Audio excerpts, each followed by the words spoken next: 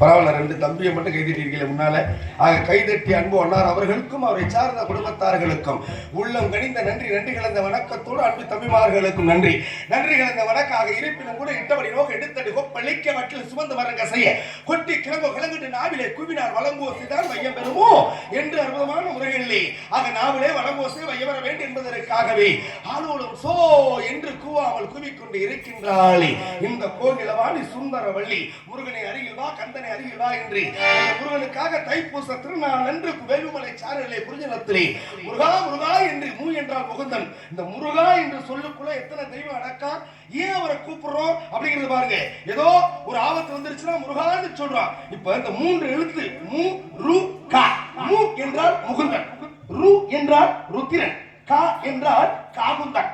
இப்ப மூ என்றால் முகுந்தன் சொல்றான். இந்த முகுந்தன் யாரு? அவரே மகாவிஷ்ணு பெருமாள், திருமால். ஆக ரு என்றால் ருத்திரன். இந்த ருத்திரன் யாரு? அவர்தான் ஆக முருகப்பெருமானுடைய அப்பா சிவபெருமான். அந்த ருத்ரன் இங்க வர்றாரு. காகுந்தன் அவர்தான் என்னுடைய தந்தை பிரம்மா. அப்ப முருகா என்ற நாமத்தை சொல்லி ஓதுகின்ற பொழுது மும்மூர்த்திகள் ஓடி வருவார்களாம், என்ன குறை என்று. அப்பேற்பட்ட மகத்துவம் அடங்கிய முருகனுடைய அருள், அந்த முருகனுடைய நாமம், அந்த முருகனைத்தானே துதிபாட வேண்டும் என்றால் இப்பேற்பட்ட சுந்தரவள்ளி எப்படியெல்லாம் வாழ்ந்து கொண்டு இருக்கின்றார். ஆக இருப்பினும் கூட ஆக மக்கள் குறைவாக இருந்தாலும் அன்பு அண்ணன்மார்கள் தம்பிமார்கள் மிக அற்புதமான முறைகளிலே இந்த நாடகத்தை கண்டுகளித்துக் கொண்டு இருக்கின்றார்கள். என்ன பணிக்கு 50 பேரும் கவட்டுகளை கைய வச்சிருந்தீங்கன்னா நாங்க எப்படி பாடுறது? ஏதாவது ஒரு ஆரவாரமா சொல்றது இல்லையா? உங்களை நம்பி அலங்கப்பட்டிக்கு வந்திருக்க எப்பேற்பட்ட நாடகங்கள ரசிகர்கள் தெரியுமா? இங்க எத்தனை நாடகத்தை கண்டுகளித்தவர்கள் தெரியுமா? எங்கள்ட்ட ஒரு சின்ன குறை இருந்தாலும் போகும்போதே இது இவ்வளவுதான் கணக்கிட்டு போகக்கூடிய அற்புதமான ஞான பயிர்கள், ஞானஸ்தர்கள். நீங்கள்லாம் உங்களுடைய பகுதிக்கு இந்த வேலைகளை கால் பதித்தது நாங்கள் எல்லாம் முந்தைய ஜென்மத்தில் ஏதோ செய்த புண்ணியமாக அமைந்திருக்கின்றது. சரி, பெரியவங்களா இருக்கிறீங்க, இவர்களுக்காக ஆக ஒரு பழமையான பாடலை இவர்களுக்காக கொடுப்போம். இந்த உலகத்திலே விவசாயம் தான் முதலிடம். நீங்க எவ்வளவு காசு, எவ்வளவு பணம், எவ்வளவு நகையை வச்சிருந்தாலும் பசிக்கின்ற பொழுது நகையவோ காசையோ பணத்தையோ திங்க முடியாது, திங்கவே முடியாது. விவசாயி சேத்திலே கால் வைத்தாதான் ஆக மற்றவர்கள் எல்லாம் நகரத்தில் வசிக்கக்கூடியவர்கள் சோத்திலே கை வைக்க முடியும். இந்த உலகத்துல ஒரு மனிதனுக்கு முக்கியத்துவம் முதுகெலும்பு. இந்த முதுகெலும்பு நேரா இல்லைன்னா கூனி போகும், கூன் விழுந்து போகும். அப்போ ஒரு மனிதன் நிமிர்ந்து நடக்கணும்னா அதற்கு காரணம் முதுகெலும்பு. இந்த நாட்டினுடைய முதுகெலும்பு, இந்த நாடு நிமிர்ந்து நிக்கணும்னா ஆக நாட்டினுடைய முதுகெலும்பு என்ன தெரியுமா? அதுதான் விவசாயம். அந்த விவசாயத்தை செய்யக்கூடிய விவசாய பெருங்குடி மக்கள் போகும் பாருங்க. நீங்க எல்லாருமே விவசாயிகள் தானே, இதுல எந்த மாற்றம் இல்லையில. என்னை பத்தி ஆத்தாமார்கள் நீங்களும் விவசாயம் செய்யற ஆளுங்க தானே, விவசாயத்துக்கு போறவங்க தானே. இப்ப இதுல ஒரு சின்ன சந்தேகம். விவசாயத்துல பாருங்க, நண்டு ஓட ஒரு விவசாயம் பண்ணணும்னு சொன்னேன், நரி ஓட ஒரு விவசாயம் பின்புறமாக ஆக பாருங்க. நாங்க வருகின்ற பொழுது இந்த பின்புறமாக அற்புதமான விவசாய தோட்டம்.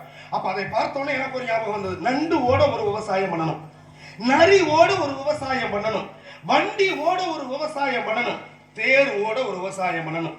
இந்த 4 வகையான விவசாயம் நான் சொல்லியிருக்கேன். நீங்க விவசாய பெருங்குடி மக்கள் இங்க யாராவது இந்த நாளுக்கு இந்த விவசாயம் தான், இந்த விவசாயம் தான் யாராவது ஒருத்தர் சொல்லுங்க பார்ப்போம்.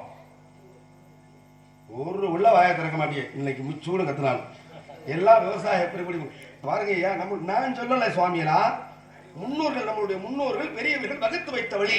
எப்பா எங்களுக்கு பின்னால நண்டு ஓட ஒரு விவசாயம் பண்ணி பிழைச்சுங்கடா, நரி ஓட ஒரு விவசாயம் பண்ணி பிழைச்சுங்கப்பா, வண்டி ஓட பாறை வண்டி ஓட ஒரு விவசாயம் செஞ்சு பிழைச்சுங்கப்பா, தேர் ஓடுற அளவுக்கு ஒரு விவசாயத்தை பண்ணி பிழைச்சுங்கப்பா அப்படின்னு சொல்லியிருக்காங்க. அப்படின்னா என்னன்னு புரியுதா? விவசாய பெருங்குடி மக்களுக்கு நம்மளுடைய முன்னோர்கள் வகுத்த வழியில எதையாவது ஒண்ணுக்காவது புரியுதான்னு கேட்கிறேன். அந்த பக்கம் இருக்கிறீங்களே கடைசியா, ஐயா வெள்ளை வெட்டி வெள்ளை சட்டை கண்ணாடி ஓட்டுக்கு வர சொல்லுங்க. உங்களை நம்பித்தான் இருக்கிறேன் நான். எங்களை அனாதையா விட்டுட்டு போயிடாது என்ன பெத்த ராஜா, உங்களை நம்பித்தான் இருக்கிறான். நீங்களும் போயிட்டீங்கன்னு வச்சுக்கோங்க, அவ்வளவுதான். எங்க முருகன் என்ன பண்ணுவாரு, அங்கிருந்தாலும் திரும்பிக்கிட்டு போயிடுவாரு. ஆமா, தைப்பூச திருநாள்ல போய் ஐயர் முருகனை அந்த ஆண்டி தெய்வத்தை தரிசித்து விட்டு அற்புதமாக வந்திருக்கின்றார். 6 மணி நேரம் நின்று சாமி கும்பிட்டு எந்த அளவுக்கு நிக்கிறோமோ அந்த அளவுக்கு உங்களுக்கு பாக்கியம். நீங்க எந்த அதாவது 6 படை வீடு, இந்த முருகப்பெருமானுடைய படை வீடுகள் 6 படை வீடு. முதல் படை வீடு திருப்பரங்குன்றம், 2வது படை வீடு திருச்செந்தூர், 3வது படை வீடு ஆக பழனி, 4வது படை வீடு சுவாமிமலை, 5வது படை வீடு திருத்தணிகை, 6வது படை வீடு பழமுதிர் சோலை. இந்த 6 படை வீட்டுல 6 வகையான அலங்காரம் பழனியில மட்டும்தான் உண்டு, வேற 5 படை வீட்டுல இல்ல. எந்த நூல்களை வேணாலும் எடுத்து பாருங்க. 6 வகையான அலங்காரம், 6 கால பூசை எல்லா இடத்துலயும் உண்டு. ஆனா 6 வகையான அலங்காரம் பழனியில மட்டும் முருகனுக்கு மட்டும்தான் உண்டு. ஏன் அப்படின்னு அந்த 6 வகை அலங்காரத்துக்கும் நம்ம இங்க இருந்து நீங்க உங்களை மாதிரி பக்தர்கள் போறாங்களா இல்லையா, உங்களுக்கு மிகப்பெரிய சம்பந்தம் இருக்கு. நான் விளக்கம் கொடுக்குறேன் பாருங்க. அப்புறம் இந்த 6 வகையான அலங்காரத்துக்கு உங்களை மாதிரி கால் கடுக்க ஆக நின்று வேர்க்க விறுவிறுத்து அந்த முருகனை தரிசிக்கணும்னு நீங்க எவ்வளவு கஷ்டப்பட்டு போறீங்க. இந்த மனிதர்களுக்கும் இந்த 6 வகையான அலங்காரத்துக்கு ஒரு சம்பந்தம் இருக்கு. உங்க வாழ்க்கையில முன்னேற்றம் அடையணும்னா இந்த 6 வகையான அலங்காரம் தான் மனிதனுடைய வாழ்க்கையினுடைய முன்னேற்றத்திற்கும் 6 வகையான அலங்காரத்துக்கும் ஒப்பிட்டு பார்க்கின்ற பொழுது மனிதனுடைய வெற்றிக்கான அலங்காரம் தான். அதுக்கு ஒரு விளக்கம் சொல்றேன். அதுக்கு முன்னால பெரியவர்களா இருக்காங்க. இந்த பெரியவர்களுக்கு நண்டு ஓட ஒரு விவசாயம், நரி ஓட ஒரு விவசாயம், வண்டி ஓட ஒரு விவசாயம், தேர் ஓட ஒரு விவசாயம், எல்லாமே அதுக்குள்ளதான் இருக்கு. தோட்டத்துக்குள்ள எல்லாமே பின்னால இருக்கு, தோட்டத்துக்குள்ள இருக்குங்க. இந்த விவசாய பூமியில விவசாயிகள் உங்களை நம்பித்தான் நாங்கள்லாம் குழப்பம் இருக்கோம். உங்களை விட்டா வேற கதி இல்லை எங்களுக்கு. எங்க நாடக கலைஞர்களை வாழ வைக்கக்கூடிய தெய்வங்களும் இந்த கிராமப்புற மக்கள். அதே மாதிரி நகரப்புறத்தில் வாழக்கூடிய எங்களுக்கு எல்லோருக்கும் அன்னம் விட்டு விவசாயி. ஒரு நல்ல விஷயம் தெரிஞ்சுங்களேன். ஒரு விவசாயி, ஐயா இங்க எனக்கு கவனிங்கனே, ஒரு விவசாயி தான் மட்டும் வச்சு உண்ண மாட்டாரு பாருங்க. இப்ப எனக்கு இப்ப என்னுடைய ஒரு நகரப்பகுதியில் நான் வசிக்கிறேன்னு வச்சுக்கோங்களேன். எனக்கு கிடைச்ச பொருளை நானும் என் பிள்ளைகளும் தான் அனுபவிக்கணுங்கிற நியதி. இத பக்கத்து வீட்டுக்காரர் கூட கொடுக்க மாட்டோம். ஏன்னா பக்கத்து வீட்டுக்காரன் எல்லாமே வட மாநிலத்துக்காரனா இருப்பாங்க. அவருக்கு நமக்கு சொந்த பந்தமுள்ள தொடர்பு இருக்காது. மனித நேயத்துல நட்பா பழகுவோம், அவ்வளவுதான். ரோடு வரைக்கும் பழகிட்டாதான், சாலை வரைக்கும் பழகிட்டா அவன் வீட்டுக்கு அவன் போயிடுவான். ஆனா கிராமத்தில் இருக்கக்கூடிய நீங்க விவசாய பெருங்குடி மக்கள் அந்த விவசாயத்தை செய்து நீங்க மட்டும் உண்ணாமல் இந்த உலகமே உயிர் வாழ வேண்டும் என்று நினைக்கக்கூடிய மகத்துவமான அந்த தெய்வத்துக்கு இணையானவர்கள் விவசாயி தாயா. நீங்க மட்டும் நல்லா இருக்கணும் இந்த உலகத்துல மட்டும், அதுதான் முக்கியத்துவம். நண்டு ஓட ஒரு விவசாயம்னா நெல் பயிர் நடுறது. இந்த தூருக்கும் நடுவுல ஒரு நண்டு போகக்கூடிய இடைவெளி இருக்கணும். இடைவெளி இருந்தா தான் அந்த தூரு கட்டி நல்ல மகசூல் கிடைக்கும். நம்மளுடைய முன்னோர்கள் நண்டு ஓட ஒரு விவசாயம்னா நெற்பயிர் விவசாயம். நரி ஓட ஒரு விவசாயம் என்ன தெரியுமா? கரும்பு நடுறமா இல்லையா? இந்த கரும்புக்கு இந்த கரும்பு ஒரு நரி போற அளவுக்கு இடைவெளி இருக்கணுமா? அப்பதான் கரும்பு நல்லா பெருத்து மொழி விடுமா. அப்ப பாருங்க, முன்னோர்கள் வகுத்தது. நரி ஓட ஒரு விவசாயம்னா கரும்பு. வண்டி ஓட ஒரு விவசாயம் என்ன தெரியுமா? கண்ணாடிக்காரர் சொல்லுங்க. இன்னைக்கு நீங்க தான் உங்களை வச்சுதான் நாடகம் நடத்தணும். என்ன சொல்லுங்க? சபாசியா என்ன பெத்த ராஜா, ஏன் அங்கே போய் இருக்கிறீங்க? இங்க வாங்க. நீங்க எல்லாம் இங்க முன்னாடி இருக்க வேண்டிய ஆளு. பதிலா அடிச்சாரு. என்ன விவசாயம் தெரியுமா? கேட்டுச்சா உங்களுக்கு?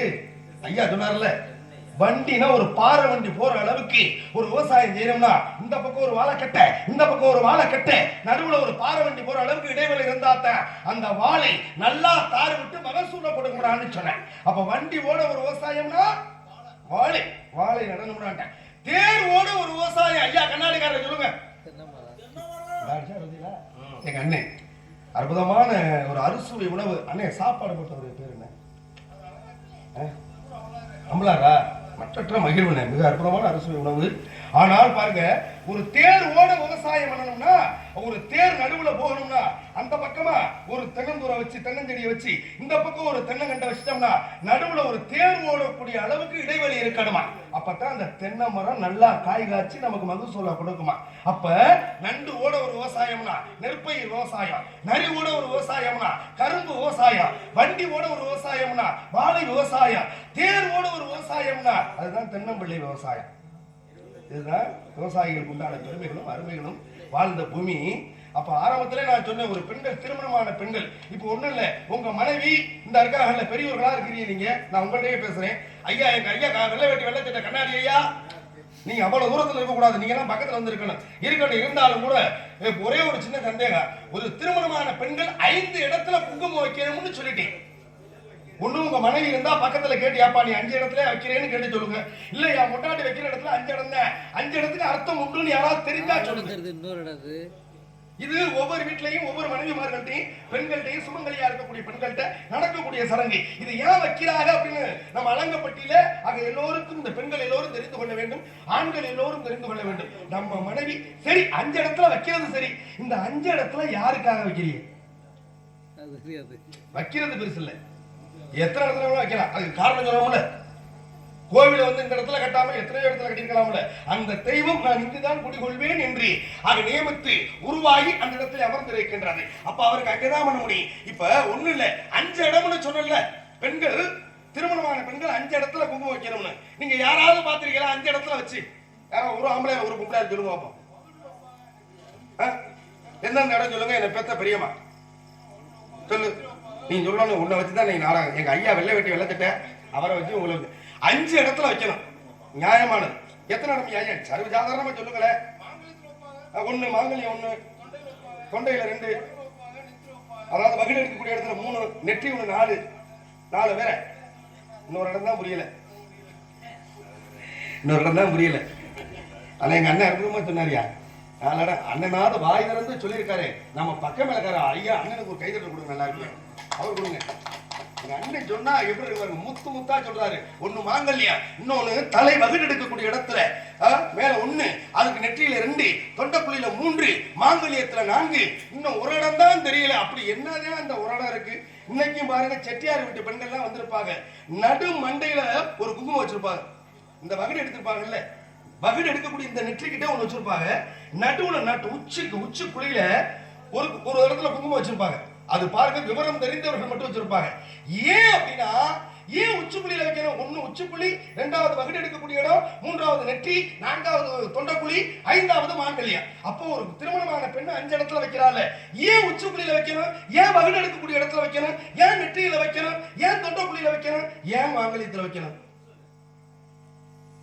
இதுக்கு காரணம் வேணுமா இல்லையா? இந்த உச்சிப்புள்ளியில ஏன் வைக்கிறோம்னா, குங்குமம் வந்து பெண்கள் ஏன் வைக்கிறாங்க அப்படின்னா, இன்றைக்கு ஆண்டி கோயிலுக்கு போங்களே, ஐயா பூசாரி யாரு இருக்கிறா? சரி பரவாயில்ல, அவர் நல்லபடியா தூங்கட்டும். எங்க வெள்ளை வெட்டி வெள்ளத்திட்ட கண்ணாடிக்கார ஐயா இருக்காரு, அவரை வச்சு பேசுவோம். ஐயா வேற ஒண்ணும் இல்ல, அவர் வீட்டுக்குள்ள பாக்குறாரு பாருங்க. இந்த பூசாரிக்கு நீங்க என்ன செய்வீங்க? ஆண்களோ பெண்களோ போய் ஆண்டி சாமியை வணங்கி விட்டு இப்படி வாயை பொத்தி பூசாரிக்கு முன்னால அப்படி கூஞ்சி நின்னீங்கன்னா அவர் என்ன செய்வாரு? திருநீர் நேரா எடுத்து பூசிடுவாரா? அப்படி கொஞ்சம் தலையில போட்டுட்டு பூசுவாரா? ஏன் தலையில போடணும்? உன்னை பிடிச்சிருந்து கூட போடணும்னா இல்ல, எதுக்காக? என்ன காரணம்? அவர் நினைச்சார்னா திருநீர் மடத்துல இருந்து எடுத்து அப்படி தொட்டு வச்சுட்டு போயிடலாம்ல. அப்படி மேல போட்டுட்டு பூசுவாரு. ஏன் தெரியுமா உச்சி மண்டையில போடுறாங்க? ஒவ்வொரு ஆணுக்கும் ஒவ்வொரு பெண்ணுக்கும் அவரவர் குலதெய்வம் உங்க உச்சந்தலையில இருக்கு. உங்க குலசாமி கிட்ட அனுமதி வாங்கிட்டு உங்களுக்கு பூசுறாரு பூசாரி. புரியுதா? உங்க குலசாமி கிட்ட அனுமதி வாங்குறாரு. அத்தா நான் பூசிக்கலாமா? ஒவ்வொரு ஆணுக்கும் பெண்ணுக்கும் உச்சம் தலையிலே குலசாமி இருக்கு. அந்த குலசாமி கிட்ட பூசாரி அனுமதி வாங்கிட்டு அப்புறமா உங்க நெற்றியில பூசுறாரு. அப்ப குலசாமியை நினைத்து வைப்பதுதான் உச்சங்குழி. உச்சிக்குழி 1 சரியா? 2வது பாருங்க வகிடு. இந்த வகிடு எடுக்கிறோம்னா ஒரு வகிடு இந்த பக்கம், இன்னொரு வகிடு இந்த பக்கம். 1 பிறந்த இடம், இன்னொன்னு புகுந்த இடம். பிறந்த இடத்தையும் புகுந்த இடத்தையும் கடைசி வரையாக 2 கண்களாக ஒற்றுமையாகவே பார்ப்பேன் என்பதற்காக புகுந்த இடத்தையும் அதாவது புறந்த இடத்தையும் 2ஐயும் ஒன்று சேர்ப்பதற்காக ஒற்றுமையா இருக்கணும். என் காலம் வரைக்கும், என்னுடைய புள்ள ஊட்டி தலைமுறை காலம் வரைக்கும் ஒற்றுமையா இருக்கணும்னு ஆக பிறந்த இடத்தையும் புகுந்த இடத்தையும் சீராக நேசிக்கிறேன் என்பதற்கு அடையாளம் தான் வகிடு எடுக்கக்கூடிய இடத்துல வைக்கிறது. இது 2. 3வது பாருங்க நெற்றியில. இந்த நெற்றியில முதலாக குங்குமம் இட்டது யார் தெரியுமா அந்த உலகத்துல? அதாவது 3 கண்ணு, வலக்கண், இடக்கண், நெற்றிக்கண் ஆதிபராசக்தியிடம் இருந்தது. நமக்கிட்ட இருந்தா இதுக்கு பிரயோஜனம் இல்ல, தன் கணவனுக்கு கொடுக்கணும்னு சொல்லி அதை என்ன செய்யறா? கிள்ளி அத சிவபெருமான் கொடுக்குறா. கிள்ளிய உடனே இந்த இடத்துல ரத்தம் வந்துருச்சு. சிவபெருமான் கட்டவரில் வச்சு அமுக்குறாரு. அதுவே குங்குமமானது. அன்றைக்கு அப்ப குங்குமமானதுன்னா இன்றையிலிருந்து எனக்கு நீ மனைவி, உனக்கு நான் கணவன் என்பதற்கு அடையாளம் தான் நெற்றியில குங்குமமாக இடக்கூடிய நிலை. தொண்டைக்குழியில ஏன் வைக்கிறது தெரியுமா? இந்த தொண்டைக்குழியில வைக்கிறது வரக்கூடிய உறவுகளை வாயில தானே வாங்கன்னு சொல்லணும். வாயில தான் இருக்கு வார்த்தைன்னு சொல்லுவாங்க. அப்ப வாயில வாங்கணும். உள்ளன்போடு உங்களை வரவேற்கின்றேன் என்பதற்கு அடையாளம் தான் சொந்த பந்தத்திற்காக தொண்டைக்குழியில. மாங்கல்யம்னா என்னுடைய கணவன் இத்தனை வருட காலங்கள் ஆயுள் காலங்களோடு நீண்ட ஆயுளோடு வாழ வேண்டும் என்பதற்காக மாங்கல்யத்திலே. அப்ப இந்த 5 இடத்திற்கும் பெருமை சேர்க்கக்கூடிய நிலை நம் தமிழ் பெண்களுக்கும் ஆக இந்த கலாச்சாரத்தை அற்புதமாக கவனித்து வரக்கூடிய பெண்களுக்கு தான் என்று சொல்லணும். 5 இடம் வைத்தால் பெருமை. இப்பவும் பாருங்க, அற்புதமா அண்ணனுக்கு சொன்னேன். அதாவது 6 படை வீட்டுல 6 விதமான அலங்காரம் பழனியில மட்டும்தான். நீங்க போயிருப்பீங்க, முருகனை தரிசிருப்பீங்க. நீங்க என்ன கோலத்துல பார்த்தீங்கன்னு தெரியாது. என்ன கோலத்துல பார்த்தீங்கன்னு எனக்கு தெரியாது. உங்க மனசுக்கு மட்டும் தான் தெரியும் கண்டிப்பா. ஆனா இதுலயும் பாருங்க, முதல் அலங்காரம் முதல் அலங்காரம் என்ன தெரியுமா? முதல் அலங்காரம் ஆண்டி அலங்காரம் தான். முதலாக அலங்காரம் செஞ்சு பக்தர்களை வணங்கிட்டு சிலருக்கு முதல்ல வந்து ஆண்டி அலங்காரம் தான். இரண்டாவது அலங்காரம் வந்து என்ன அப்படின்னா வேடன் அலங்காரம், வேட அலங்காரம். மூன்றாவது அலங்காரம் பாலசுப்ரமணிய அலங்காரம். நான்காவது அலங்காரம் வைதிக அலங்காரம். ஐந்தாவது அலங்காரம் ராஜ அலங்காரம். ஆறாவது அலங்காரம் மீண்டும் ஆண்டி அலங்காரம். இந்த 6 தத்துவத்தை மனிதனுக்கு சொல்லுது. இப்ப உங்களை மாதிரி கால்களுக்கு நின்று போனாங்கல்ல, இந்த ஆண்டி அலங்காரத்தை ஏன் சொல்றாருன்னா, மனிதா நீ பிறக்கின்ற பொழுது அது ஆடையின்றி ஆபரணமின்றி நிராயுத பாணியாக எப்படி பிறந்தாயோ இதுதான் உன்னுடைய முதல் கட்ட நடவடிக்கை. இதான் உன்னுடைய முதல் கட்ட நடவடிக்கை. இதுல இருந்து இரண்டாவது வேடன். நீங்க பிறந்துட்டியே தவந்தாச்சு. வேடன் என்கிறாவது வேலைக்கு போறாங்கல்ல, எதையாவது தேடலோடு இருப்பாங்க, ஏதாவது தேடுதலோடு இருப்பாங்க. அப்ப நீங்க என்னென்னலாம் தேடுவீங்க? சின்ன குழந்தையில இருந்து பெரிய குழந்தைய வந்த உடனே கல்வியை தேடணும், பொன்பொருளை தேடணும், ஒரு பெண்ணை தேடணும், குடும்பத்தை தேடணும். அப்ப தேடுவதற்குரிய தன்மை வேடன். அடுத்ததாக நீ அனைத்தையும் தேடி சேகரிக்க வேண்டும் என்பதற்காகத்தான் வேட குணம். மூன்றாவது குலம் பாலசுப்ரமணிய குலம். எல்லா பொன்பொருள் எல்லாத்தையும் வீடு வாசலாம் கட்டியாச்சு, நீ ஒரு கல்யாணம் பண்ணுமா இல்லையா? அப்ப பெண்ணை கொண்டு வந்து பாலசுப்ரமணியன்னா மாப்பிள்ளை கோலம், அலங்கார கோலம். அப்ப மூன்றாவது நீ திருமணம் முடிச்சுக்கப்பா அப்படிங்கிற குலம். நான்காவது பாருங்க வைதிக அலங்காரம்னு சொல்லுவாங்க. அப்ப நீ திருமணம் முடிச்சா மட்டும் போதாது, இருக்கக்கூடிய மக்கள் எங்கு சென்றாலும் சொந்த பந்தங்களை எல்லாம் ஒன்றாக அரவணைத்து வைதிக முறையாக அரவணைக்க வேண்டும் என்பதற்கு இது நான்காவது. ஐந்தாவது எல்லாம் தேடியாச்சு, எப்பா ராஜா மாதிரி வாழ்றான்டா. யாரு? நம்ம முருகனே ராஜாவை போல வாழ்றாங்க. அதனாலதான் ராஜ அலங்காரம் எல்லாம் கைக்கு வந்துச்சுன்னா உங்களுக்கு ராஜாங்கிற பட்டம் வந்துடும். நீங்க கொடுக்க வேண்டாம், ஊர் மக்கள் கொடுத்துருவாங்க. இது ஐந்தாவது. ஆறாவது பாருங்க ஆண்டி கோலத்துல நின்று அதுல கொஞ்சோண்டு பூவை வைப்பாங்க. பூவை வச்சுட்டு கொஞ்ச நேரத்துல பூவை எடுத்துருவாங்க.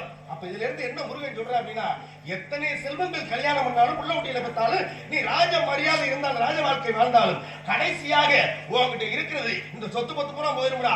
இறந்ததுக்கு அப்புறம் பூமாலை தாண்டா உன் பக்கத்துல நடக்கும். அந்த பூவும் நிரந்தரம் உன்னோட வராது, கொஞ்ச நேரத்துக்குள்ள அது விளையிடும். அதனால அந்த பூ எடுத்துறாங்க. மீண்டும் ஆண்டியாகவே செல்கின்றாய். எப்படி வந்தாயோ அப்படியே செல்கின்றாய். இந்த மனிதனுடைய தத்துவத்தை கூறுவதற்காகத்தான் 6 வகையான அலங்கார முறை பழனியிலே இன்று வரைக்கும் நடந்து கொண்டிருக்கின்றது. அப்ப செல்லக்கூடிய வணங்கக்கூடிய பக்தர்களுக்கும் அந்த 6 வகை அலங்காரத்துக்கு ஒரு ஒற்றுமை இருக்கின்றது என்பதற்காகத்தான் எந்த ஒரு ஆலயத்திலும் இல்லாத சிறப்பு பழனியிலே உண்டு. அப்பேற்பட்ட அலங்காரங்கள் தன்மைகள் உண்டு. ஆக இருப்பினும் கூட இந்த இடத்துல மிக சிறப்பு இந்த பெரியவர்களுக்காக விவசாய பூமியிலே வாழ்ந்து கொண்டிருக்கக்கூடிய 2 சுதியிலே விவசாயி தானா